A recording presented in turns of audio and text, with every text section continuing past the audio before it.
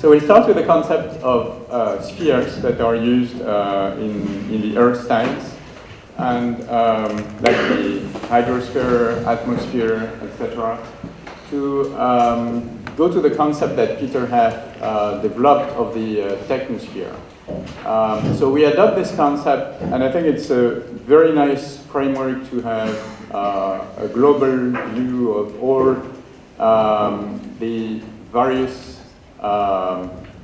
technological, but not only technological artifacts that we have developed, and that includes materials, energy production, transportation, agriculture, and in particular chemically modified and also genetically modified agriculture, but also the administration and the enterprises that are organizing the technosphere. And so we are all essentially, I would take the words of Paul Edwards and saying we are all working for the technosphere. So somehow we are part of the technosphere, but we'll look at it from a scientific point of view as if we were outside the technosphere and describe it as a concept. Now, all spheres have a metabolism, and they do transform and move physical elements, but in somehow conservative fashion. And the hydrosphere is a good example of that. You have water flooding in rivers, going to the sea, and then evaporating into clouds, and then falling back on the earth. So there is movement of water, but essentially the system is stable. And there is this, you find this stability essentially in all spheres and their interactions, but in the technosphere. And that draws a question about the relevance of the concept of technosphere, because unlike the other spheres, it's not handling, it's not stable, and it's moving things around, but in a way which is not conservative. So the CO2 is a good example of that. But probably, Olivier, you can say us more on the resources, because it seems that the technosphere is actually raising many questions related to many resources. So if we look at the technosphere, but all the sphere in general, and we look at resources, it's debated. I mean, if you look at the resources, they're abundant, and there's a lot of resources on Earth, but they're actually poorly accessible. So if you take, I'm just going to take a few classic examples just to illustrate this idea. So if you take fresh water, so if you look at water, there's a lot of water on Earth, but there's only, like there's 97% that is salt water, there's only like less than 1% that is fresh water. We don't really manage it very well. And there is prediction that in 2030, about half of the population will be under water stress. Just a few facts like this. So if you take arable lands, there is an increase. Actually, we start to take more and more lands that used to be forests, for instance, turning into arable lands. But the problem we face, actually, is that, of course, the population is increasing, and the land that we turn into arable land are more prone to erosion, so we can lose them, and sometimes forever, right? I mean, at least for a human lifetime. So if you get to the stone, it takes 500 years to go back to have 2.5 centimeters of soil. So erosion is really a major problem. So if just this graph illustrates the idea that per capita we're actually losing arable land. Another example is the sand. So the sand is very abundant. I mean, you also deserts. The only problem is that, as you can see here, that there are sand mafia. So why would sand be so precious that mafia would actually do business with sand? Actually, this comes down to the fact that sand for construction is a very specific type of sand, and it's a sand that is moved by water. If you use sand moved by wind, so that would be the Egyptian desert example, it's round and it cannot aggregate. So you can't make concrete with such sand. So you need to have the sand from the beaches, from the river, for the mines, and we basically scrapped out everything. So if you talk to people in the building industry, and I have actually, they are actually already feeling the stress on construction sand. Metals, so Armin Heller is not here at this conference, he was at the last campus, but I'm just going to take his voice. So this is some lithium mines. He has this very nice picture actually from Peter Bruegel, showing that in the 16th century, people were living very locally. I would say they would use local resources, and even to make that painting, actually only a few elements were like far-flung. Most of it was locally produced. And in a famous article or review, Armin came up with this picture here. So that's the atoms that are used to make energy. And what you see is that in 1700, you only had 3 atoms, carbon, calcium, iron. And now we use, I don't know how many, but many, many, many atoms. So that means that all these atoms are like dispersed in all our technosphere, and they come from centralized source, and they're dispersed in our ecosystems. You know. So that's one amplifying mechanism. So now we could think that, okay, well, technology is going to make things better. I'm going to use a caricature point. And so, is this true? We could go deeper, right? So we can extract sand from, or even water, like deeper in the soil, but this is going to cost more energy. What you saw also is that the world we live in, the technosphere we live in, is much more complex. So now, if a metal cannot be replaced so easily, it has many, many functions. So for one metal, you would need several other substitutes to cover all the functions. And the recycling, so I guess, sorry, I'm going to be very pragmatic and realistic here, it does not work. People don't recycle. So this is just an example from the US, but I could have taken an example from France, it's the same. We don't recycle, I mean, it's not in the, sorry to be a bit pessimistic, but maybe Stéphane, you have a more positive spin on this. So I don't know on the recycling issue, but the question is the technosphere and the technological development pushing only in that direction of resource scarcity, or can it be also the solution to resource scarcity? And so I take the somehow opposite direction and try to show you that something is happening with the technosphere that has to do with resources.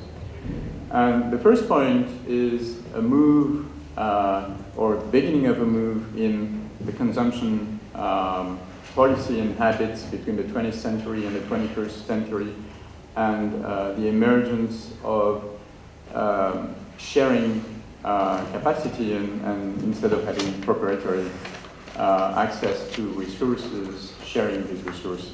So this is an emerging trend. It's difficult to say how far it will go. It's for now only probably marginal with respect to the global economy, but it is a new trend.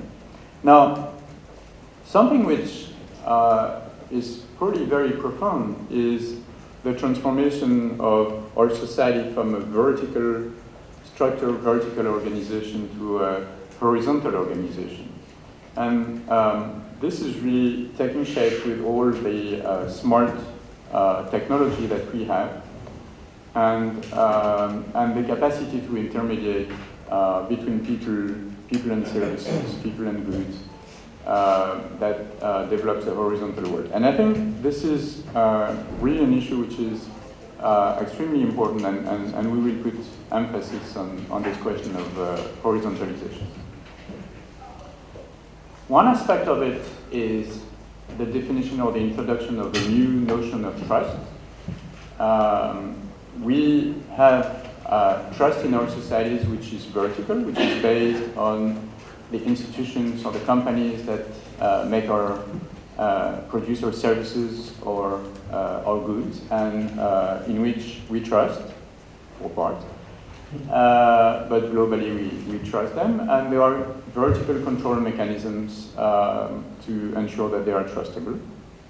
And we're switching to something that we could call horizontal trust, the way it works on Airbnb, Uber, or other platforms, who are actually the trust in a service provided by someone or in a person would come from the evaluation that peers have made of that person. So we are moving to systems where we will evaluate each other all the time. Each time we interact, we will essentially evaluate each other and ensure our trust on these evaluations, horizontal evaluations, versus the vertical trust we had in our institutions and enterprises.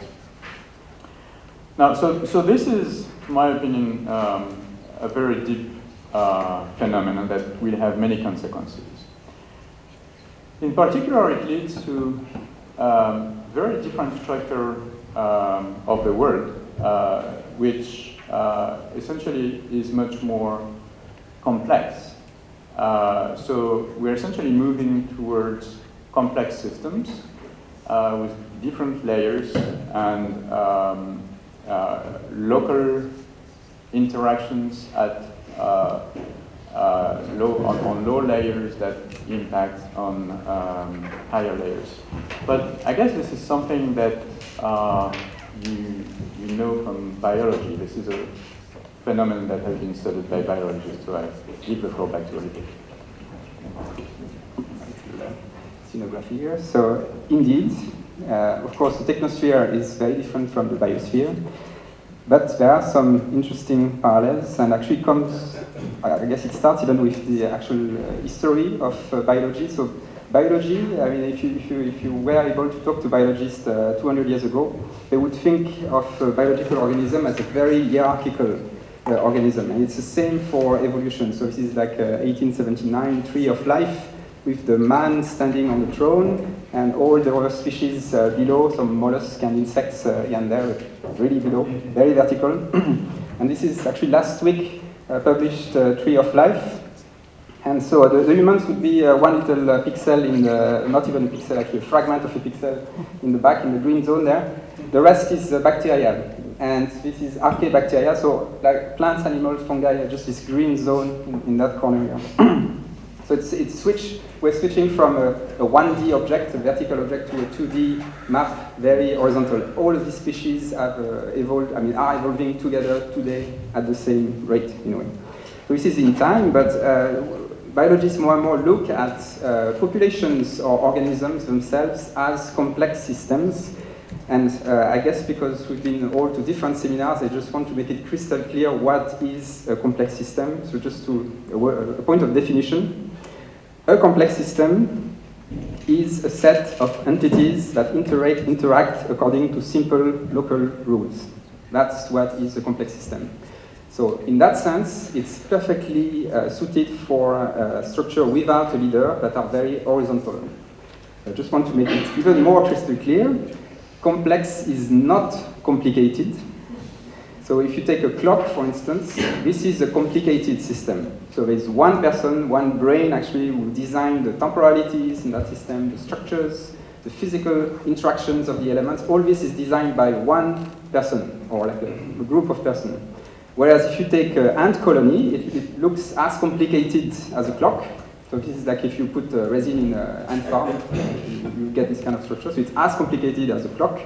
The thing is that there is no architect. The queen is not the architect of the ant farm. It's actually fully emerging from the interactions between the ants. So it's the local interactions, and it's the ant farm is the emerging properties of these interactions. So in that sense, it's biological organisms really are horizontal systems. So now, can we relate this horizontalization in the biosphere, that is prevalent, to resource scarcity? So if you dig a little bit in the biological literature, the consensus would be around that concept, which is that sexual reproduction is fueled by resource scarcity. So why is this relevant to what we're talking about here? So so biologists love to talk about sex, I guess, but it's another reason for that, is when you increase sexual reproduction, you increase the genetic diversity, so you increase the number of potential interactions between the actors, so you complexify the horizontal layer, but you also can exploit more niches. So you can really use more resources, you have access to more resources at the population level. So this is one drive, so I mean, there are many ecosystems where resources are scarce for various reasons, but what could come as a surprise to you is that actually there's a number of organisms, actually most organisms, that can decide between asexual reproduction and sexual reproduction, like bacteria, some plants, some insects too. And so here is one example where we put a lot of resources, for instance, so this is a bloom, an algal bloom. So when there is an excess of resources, now we have a population that is basically clonal. So it's not only, of course, but mostly asexual reproduction. So the ecosystem is very, very poor genetically. It's only like the same few elements, all increasing all, I mean, using all the resources, but not looking for more niches. It's just like one example. So this, of course, there are other factors for the bloom, there's temperature, etc. But the abundance of resources is one driver. Just to take a less dramatic example, the soil. And the soil, as you know, is full of resources, right? It's decomposing all the time. It's all these leaves that are coming down. And actually, we can see the same trend. So there is more asexual reproduction in the soil. So it's not as dramatic as the blue, of course, but there's the same trend. Okay, so now we have this biosphere that tells us that, the organism itself, the biological organism, is very horizontal. There's a lot of horizontal intermediation in organisms, in a population. But what Stéphane showed us is the collaborative economy, which can we really compare something that is like a few years old to millions of years of evolution? So, Stéphane. Well, that's about the great acceleration.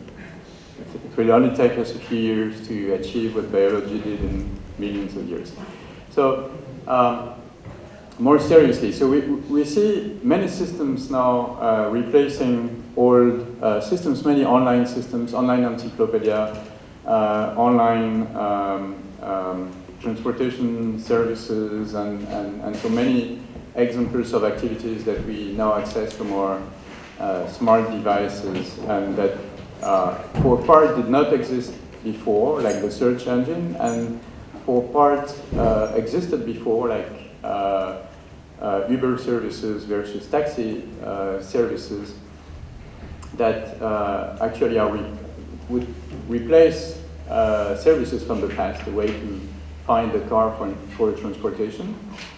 And this is a very profound phenomenon, and it has to do with intermediation. So intermediation is the activity of putting two persons in contact, or one person and one service. And it takes place on what economists call two-sided markets, where on one side you have people providing goods or services, and on the other side you have people consuming goods or services. And this applies to a large range of the things we are interacting with in our everyday life.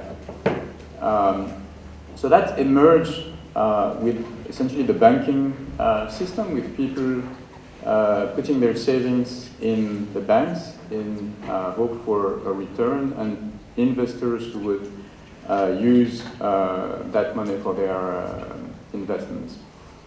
So it developed in many aspects, but till very recently, in fact, the intermediation was ensured by people from the real world, people offering services.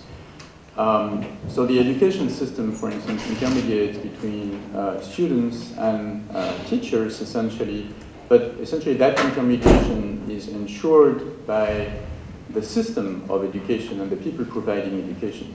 Same thing would hold with hospitals or medical institutions that intermediate between people who have some medical needs and the right service that has the right capacity for the problems we might have.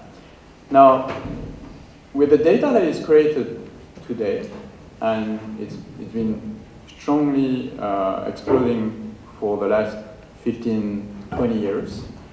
A lot of that intermediation work can be done purely in the digital layer of the technosphere.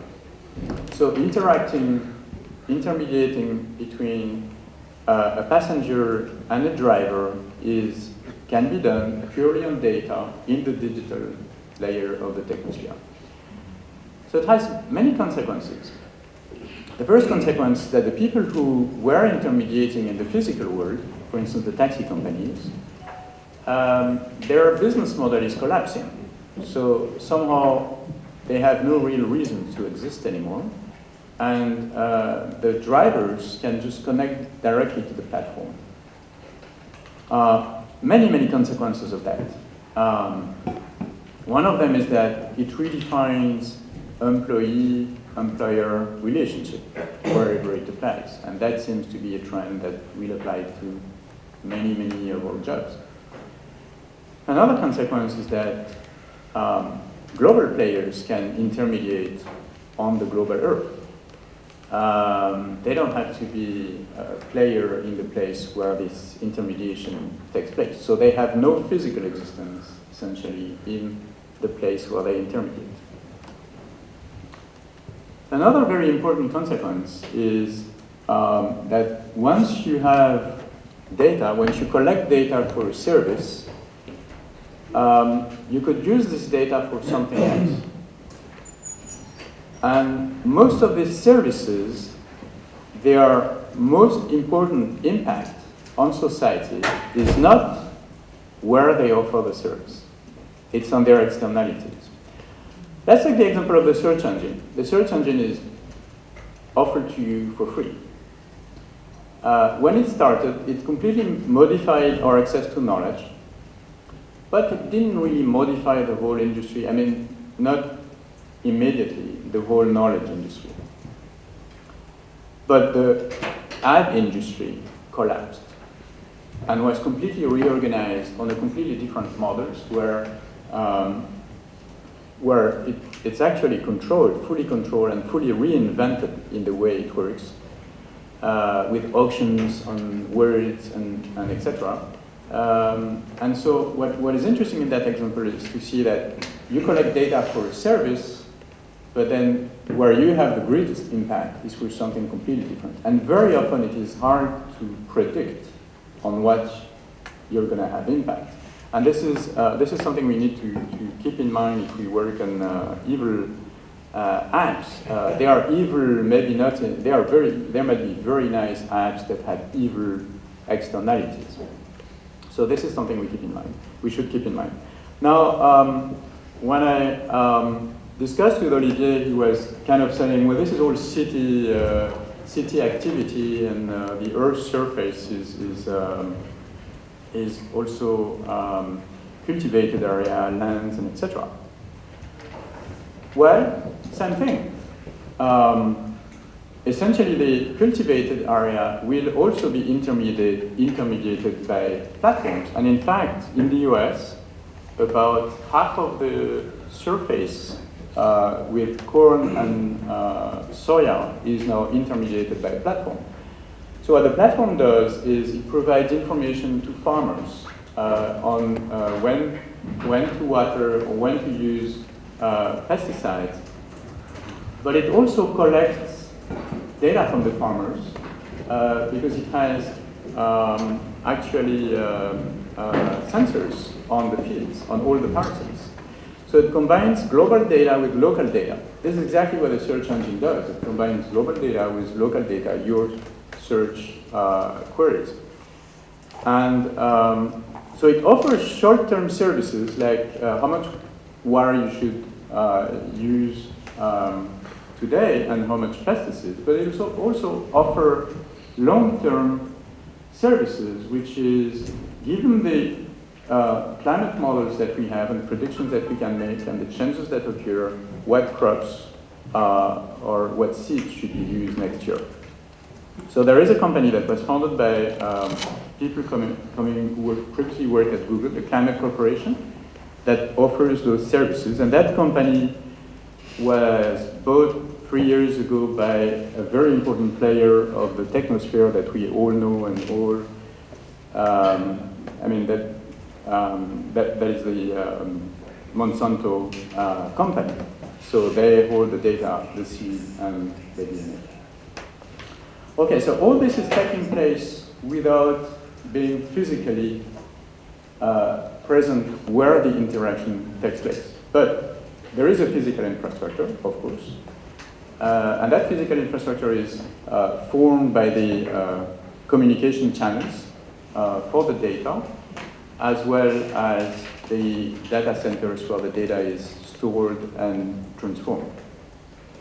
So its physical presence is quite important and very strategic.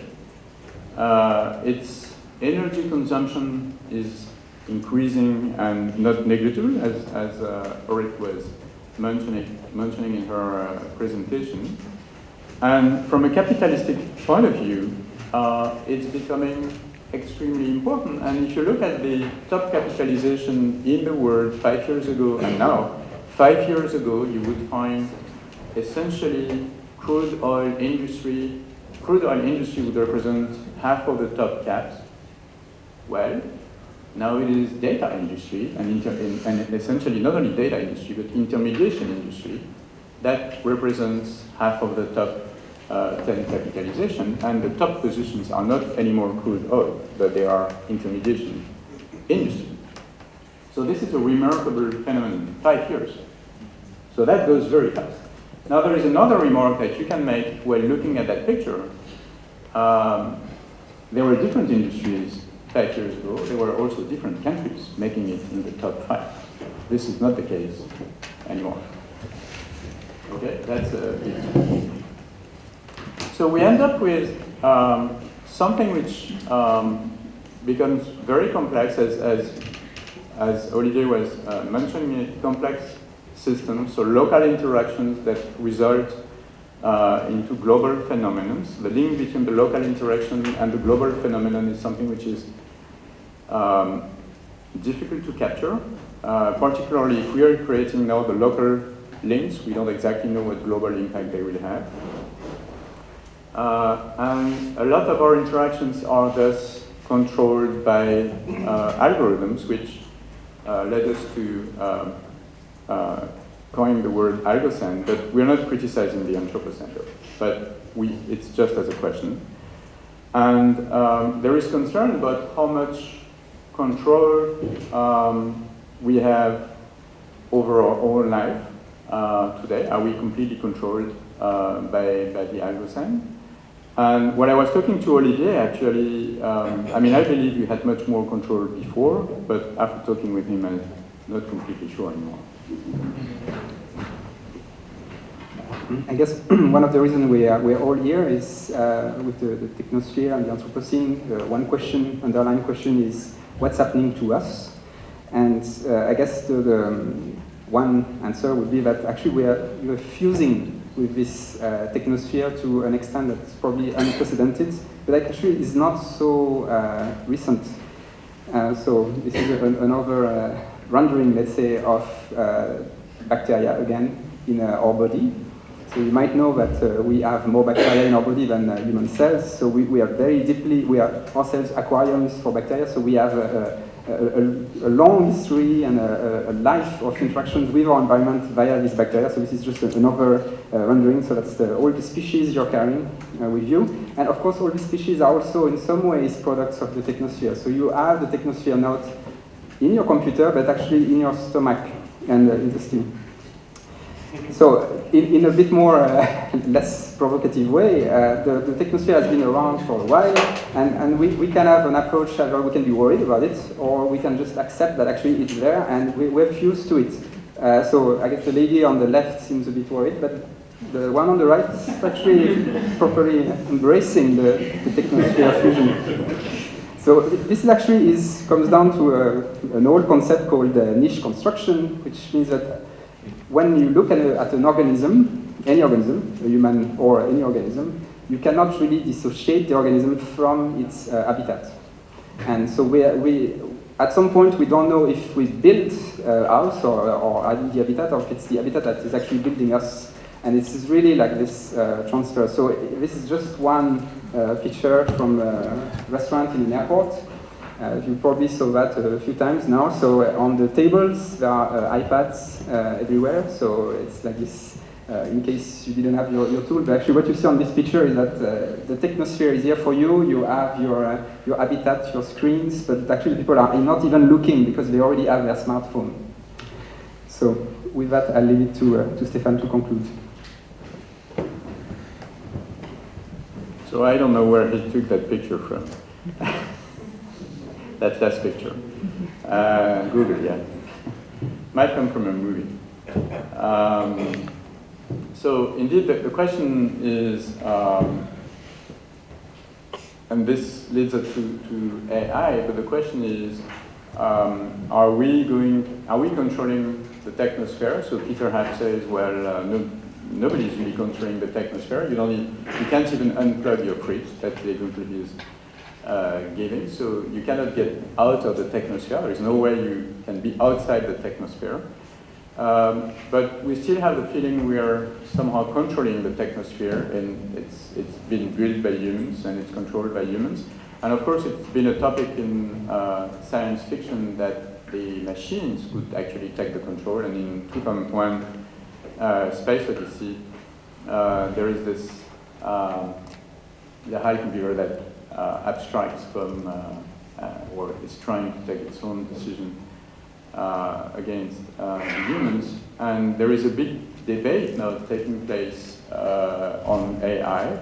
AI has been making tremendous progress in the last 20 years. 20 years ago it was beating chess players, now it's beating Go players, and we'll go on with the capacity of AI. And some people made very strong statement about it.